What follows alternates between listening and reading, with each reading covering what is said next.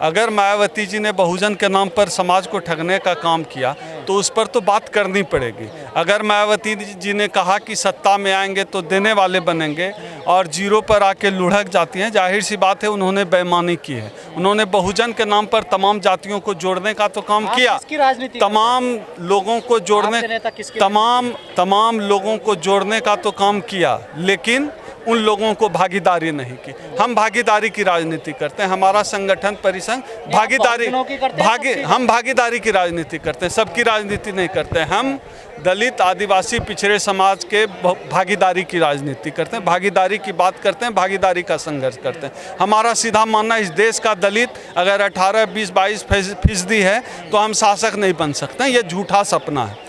हम संगठित होकर संघर्ष करके हम भागीदारी के लिए बार्गेन जरूर कर सकते हैं, हम सत्ता में हक खोज सकते हैं। आप पढ़े लिखे लोग, एक बात समझ में नहीं आती, जितने भी दलित नेता हैं वो खड़े होते हैं मंच पर मायावती को गाली देना शुरू कर देते हैं। मायावती से बड़ी लाइन बनाई है।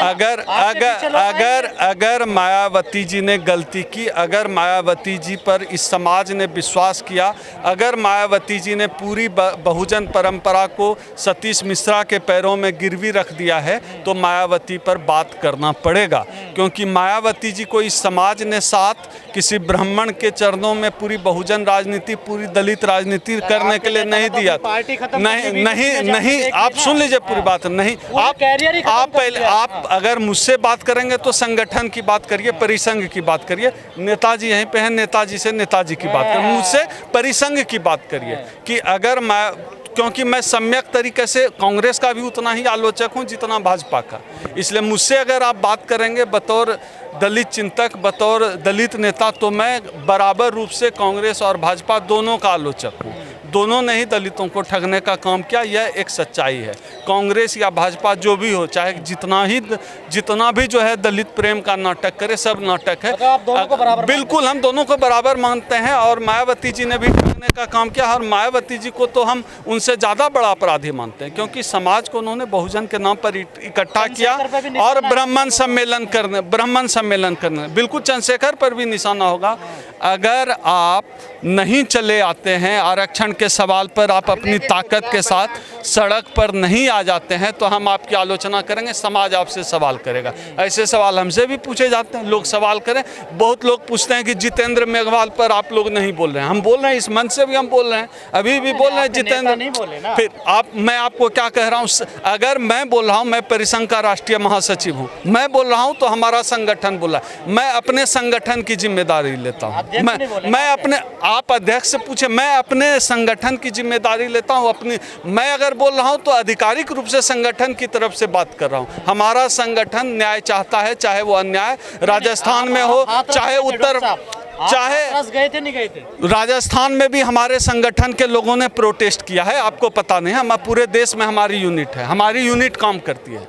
वहाँ भी हमारे लोगों ने चिट्ठी लिखा, परिजनों से मिले। हमारा संगठन दलित उत्पीड़न के मुद्दे पर हम किसी से कोई समझौता नहीं करने जा रहे हैं, चाहे कोई पार्टी हो, कोई सरकार हो। प्रशासन ने आप लोगों को रोकने की कोशिश बिल्कुल की, बिल्कुल, फिर भी आप लोग गए। आप वहाँ आप संगठन को अगर किसी एक व्यक्ति से जोड़ कर देखेंगे तब दिक्कत हो, क्योंकि हमारा संगठन किसी एक व्यक्ति का संगठन नहीं है।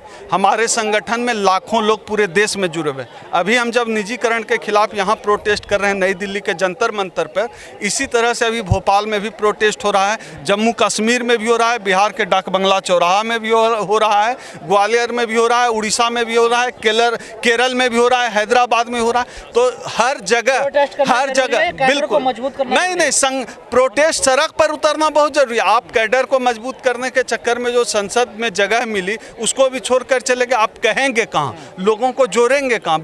जब बाबा साहब को पानी पीने के लिए भी उन्होंने संघर्ष किया था, यह सोचकर कि संघर्ष नहीं करेंगे, सड़क पर नहीं उतरेंगे, संभव है कि आज हमें पानी पीने का भी अधिकार नहीं होता। तो संघर्ष तो हमारी विरासत है। सावित्रीबाई फुले ने बच्चियों को पढ़ाने के लिए संघर्ष किया था, संघर्ष नहीं की होती संभव है कि आज भी जो है बच्चियों को घर में चूल्हे चौकी में ही धकेला जाता। तो हम तो बाबा साहब फुले और जो माता सावित्रीबाई फुले की परंपरा का निर्वहन कर रहे हैं, संघर्ष की परंपरा। लाइन और जोड़ दी कि मायावती इस्तीफा देके गई, हमें तो संसद में जाना? नहीं, बिल्कुल मायावती ने इस्तीफा देने से पहले आपको रीजन दिया? बिल्कुल बिल्कुल, संसद किसी भी हालत में नहीं छोड़ना चाहिए। संसद ऐसी जगह है जहां आप बोलते हैं न केवल रिकॉर्ड होता है बल्कि पूरा देश देखता और सुनता है। हमें संसद पहुंचना है, न कि संसद से भागना है। आप पे विश्वास क्यों करे समाज? इसलिए विश्वास करे क्योंकि समाज ने जो सत्ता में आने का सपना है वो देख लिया क्या हालत हुई, और हम कहते रहे कि हमें भागीदारी चाहिए, हमें आरक्षण चाहिए, हमें शासक बनने के सपने के पीछे नहीं जाना है। हमें ईमानदारी से हमें आरक्षण चाहिए और निजीकरण से लड़कर ही हम आरक्षण को हासिल करेंगे। और कोई रास्ता है ही नहीं, संघर्ष के अलावा कोई रास्ता है ही नहीं। संघर्ष भी तो नजर नहीं आ रहा। जब बाबा साहब डॉक्टर अंबेडकर संघर्ष कर रहे थे उस समय बाबा साहब अकेले चले थे, और आज की परिस्थिति और 70-75 साल पहले की जो परिस्थिति थी, परिस्थिति में बहुत बदलाव हुआ नहीं है। पहले भी हमारे समाज को बरगलाया जाता रहा था भावनात्मक मुद्दों में, आज भी हमारे साथ वही हुआ है। हुआ असल में ये कि हमारे समाज के लोगों को ठगने का काम, झूठा सपना दिखाने का काम हमारे समाज के ही नेतृत्व ने कभी कर दिया। सर वही तो सवाल है, आपके नेताजी के 25 मिनट के भाषण में 20 मिनट मायावती पे बोला उन्होंने। बिल्कुल बोलना पड़ेगा, बात करना पड़ेगा। हम अपनी कमजोरी पे, अपने समाज के लोगों पे बात नहीं करेंगे तो क्या करेंगे? पहुंच गए, हूं करने लगे, जनता आने लगी, फिर हमारे मतलब रुतबा बढ़ने लगे, फिर बार्गेनिंग करने लगे एमएलए एमपी के लिए। इससे समाज को क्या मिलेगा? इसको नौकरी मिलेगी, इससे शिक्षा मिलेगी। तो मैं इसलिए आप लोगों से कहना चाहता हूं कि आज यह कार्यक्रम प्रतीकात्मक तौर से है, पूरे देश में हो रहा है आज, और बड़ा होना चाहिए। मैं सामने जिसको देखता हूं सब नेता ही है करीब करीब। मैं समझता हूं कि समाज के अंदर सुस्ती है, निराशा है, वरना जनता भी साथ में आती है, आपकी मुश्किलें भी हैं, लेकिन आप प्रयास करिए। मैंने आपसे कहा कि मोबाइल पर लड़ाई लड़ना सीख जाओ, मोबाइल पर लड़ाई लड़ना सीखो, और यही संदेश लेकर के आज जाना, और इस संदेश को पालन जरूर करोगे, क्योंकि दुनिया गई है बदल, लड़ाई लड़ने का तरीका गया है बदल, और इस बदले स्वरूप में आपको अपने को नहीं बदला, आप खत्म हो जाओगे, खत्म हो भी गए। आज सेंट्रल इलेक्ट्रॉनिक्स लिमिटेड के साथी यहाँ पर आए, 2000 करोड़ की कंपनी 200 करोड़ में बेची गई है, और जो खरीदने वाला है उसकी कोई पूंजी नहीं है, 10 करोड़ बैंक के लोन से खरीदा है। आप समझ गए इसका क्या मतलब? LIC बिकने जा रही, सब बिकने जा रहा है। आगे क्या करोगे? आप सारे कर्मचारी अधिकारी हो, लेकिन आपके बच्चे भी होंगे। मान लो आपके बच्चे नहीं तो आपके रिश्तेदारों के बच्चे होंगे, आपके समाज के लोग होंगे। जरा उनका चेहरा देखना, उनका भविष्य देखना।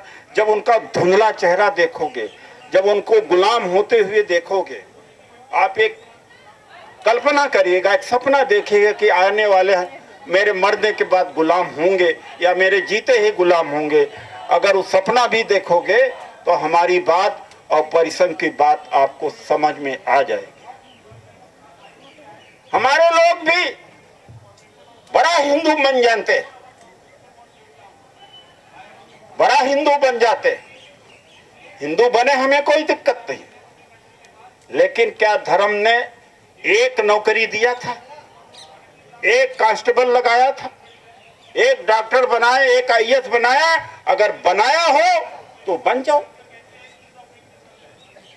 तो संविधान 2025 में खत्म होने जा रहा है।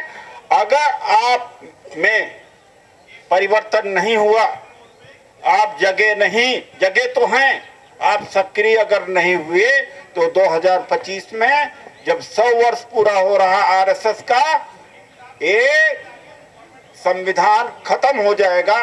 और देखना, जब 15 साल 10 साल 5 साल पहले मैंने कहा, मुझे पिछले वर्ष भी कैबिनेट मिनिस्टर का दर्जा ऑफर किया गया था, मैं वहां रह करके भी क्यों बेचैन था? मैं देख सकता था और देख रहा था, वो हो रहा है। समाज नहीं मान रहा था। अब प्रधानमंत्री बनाए न बहन जी को, मुख्यमंत्री बनाए। अरे बना भी लोगे तो क्या मिलेगा भाई? आज तक कभी कोई लड़ाई लड़ी है? जरा सोचना, कल्पना करना कि 10 साल, 15 साल, 20 साल के बाद क्या होगा। अगर सही सोच पाए तो एक नया आंदोलन फिर से खड़ा होगा। आज फिर नए आंदोलन की जरूरत है, और इस नए आंदोलन में मैं आपको बता दूं, सारी ट्रेड यूनियन शामिल हो रही हैं। आप जानते हैं 78,18,000 कर्मचारी जो राज्यों के, केंद्र के हैं